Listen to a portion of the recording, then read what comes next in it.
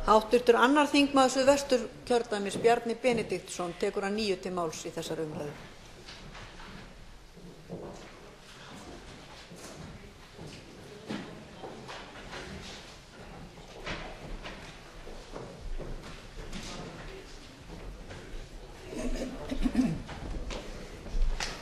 Frú forseti, það hefur komið ágætlega í ljós hér í umræðunni að hún var ekki einungis tímabær, heldur nauðsynleg.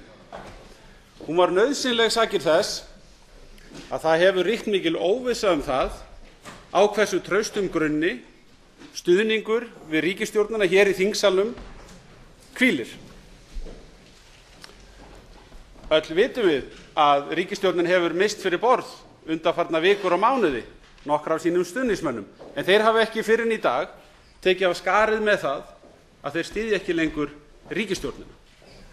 Sumir þeirra hafa tekið þannig til orða að þeir styðji stefnu síns eigins flokks en ekki ríkisstjórnina. Það hefur vakið athygli mína hversu mjög stjórnarþingmenn hafa gert Sjálfstæðisflokkinn að umtalsefni hér í dag og reyndar á það við suma stjórnarandstöðuþingmenn sömuleiðis. Það er eins og stjórnarþingmenn hafi mestar áhyggjur af Sjálfstæðisflokknum, meiri áhyggjur en af hag fólksins í landinu og þjóðarhag í víðu samhengi. Hvað höfum við lagt til hér í dag?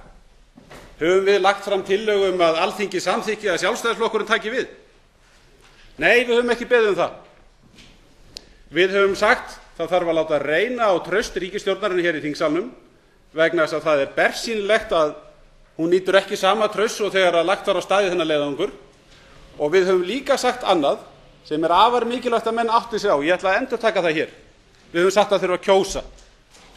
Og það er greinilegt að þeir stjórnarþingmenn sem að hæst hafa látið hér með Sjálfstæðisflokkinn, þeir óttast Sjálfstæðisflokkinn.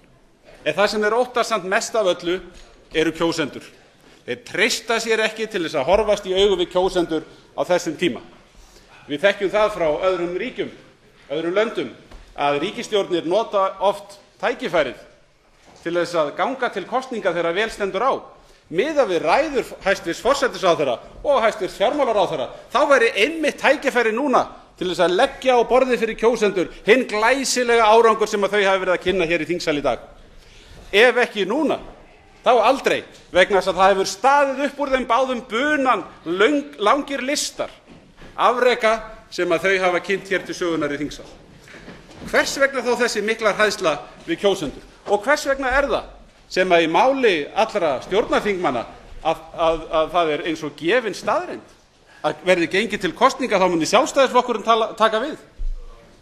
Þetta á meira að segja við suma í stjórnarandstöðunni.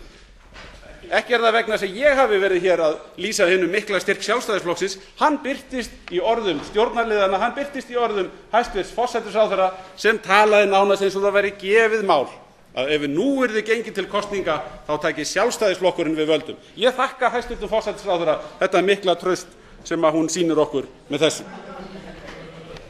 Nú, hvorir tveggja, hæstvirtur fjármálaráðherra sem hér gengur á dyr og hæstvirtur forsætisráðherra hafa gert orð dansks hagfræðings að sínum í sínu máli hér í dag. Hvað sagði þessi hagfræðingur? Þau virðast hafa misst af meginpunktunum. Hann sagði horfið framveginn. En þetta fólk er fast í fortíðinni. Það talar ekki annað en það sem Sjálfstæðisflokkurinn þarf að horfast í augu við. En hefur þetta fólk horfst í augu við eigin verk? Hafa Vinstri grænir horfst í augu við það að þeir hafa svikið stefnu eigin flokks í Evrópusambandsmálinu? Hefur ríkisstjórnin horfst í augu við það að hún sveik loforð skjaldborg fyrir heimilin?